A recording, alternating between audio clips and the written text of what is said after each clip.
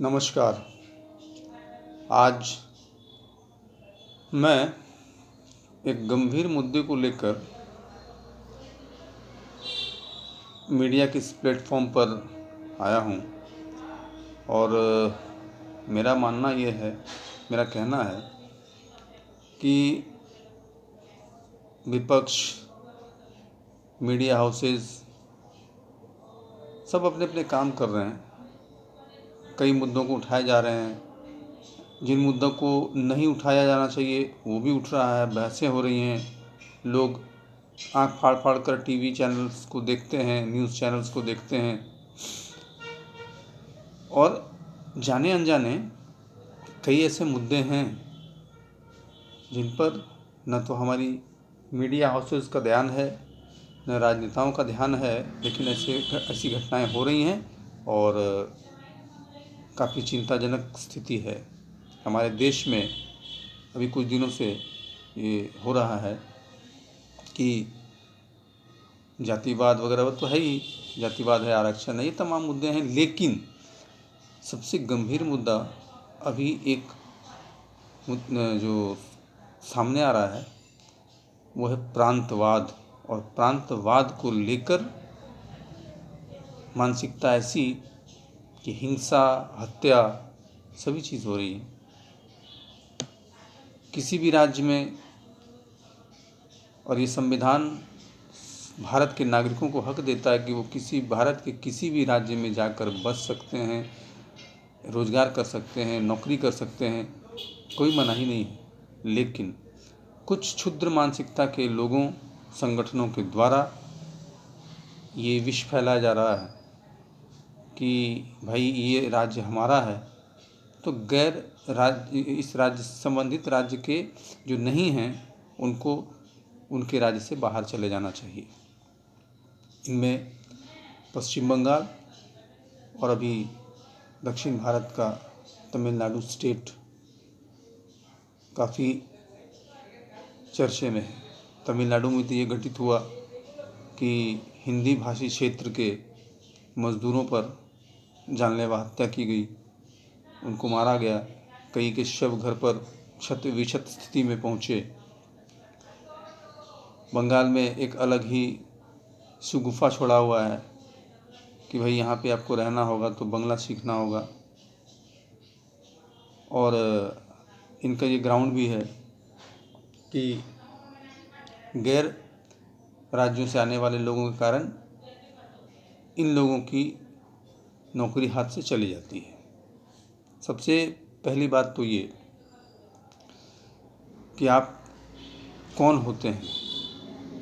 इस पूरे भारत के किसी भी क्षेत्र में राज्य के किसी क्षेत्र के किसी राज्य के लोगों को आने जाने से रोकने वाले, अगर आपको नौकरी नहीं मिलती है तो उसके दो कारण हैं, या तो आप योग्य नहीं हैं या आप करना नहीं चाहते हैं।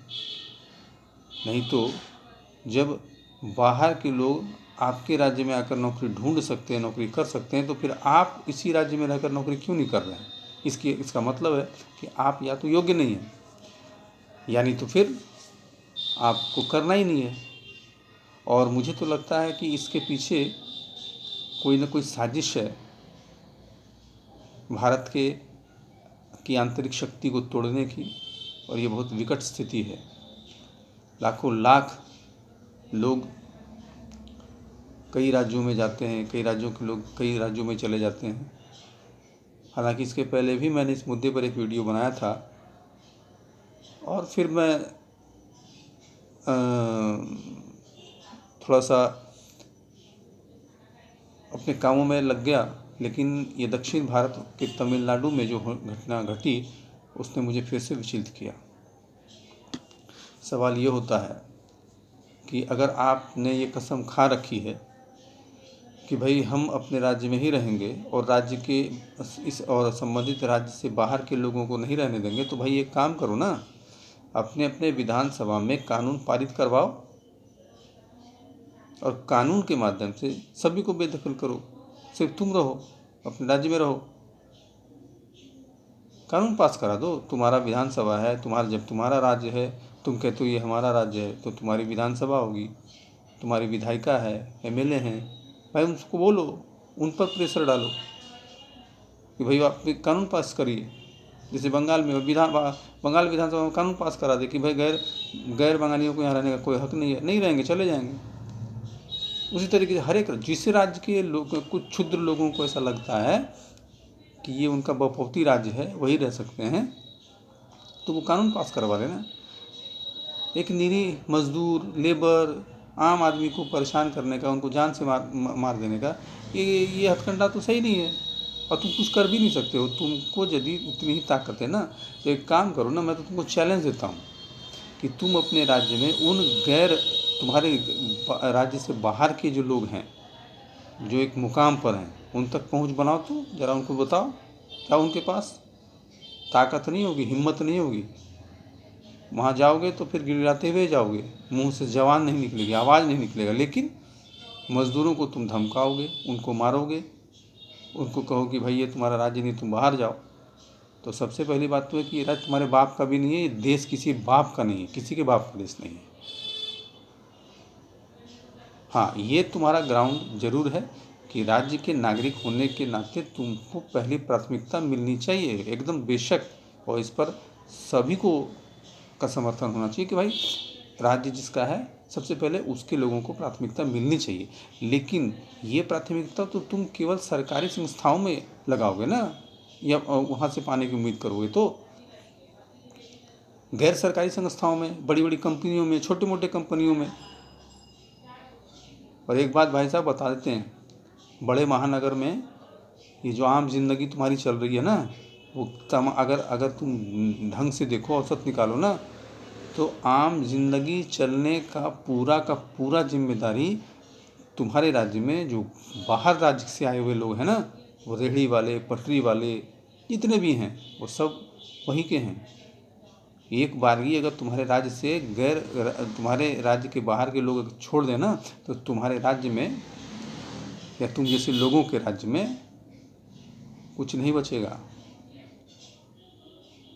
इसीलिए इस सड़े हुए सोच से बाहर निकलो, और अगर करने का हुनर है, काम करने का हुनर है ना, तो काम तो पड़ा हुआ है।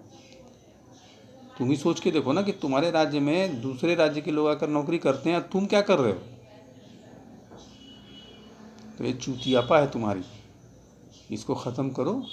और अगर ये कसम खा चुके हो कि नहीं ऐसा ही करेंगे, तो एक काम करो, अब तुम लोग किस राजनीतिक पार्टी के स्लीपर सेल बनकर ऐसा कर रहे हो मुझे नहीं पता, लेकिन अगर इतना ही है ना, तो एक काम करो भाई, अपने अपने विधानसभा से ऐसा कानून पास करवा लो ना। नहीं कराओगे क्योंकि तुमको पता है कि संविधान तुमको ऐसी इजाज़त देता ही नहीं है, और अगर किसी इस मुद्दे पर पिटीशन फाइल भी करोगे तो कानून का डंडा तुम्हारे पिछवाड़े में आएगा, घुस जाएगा।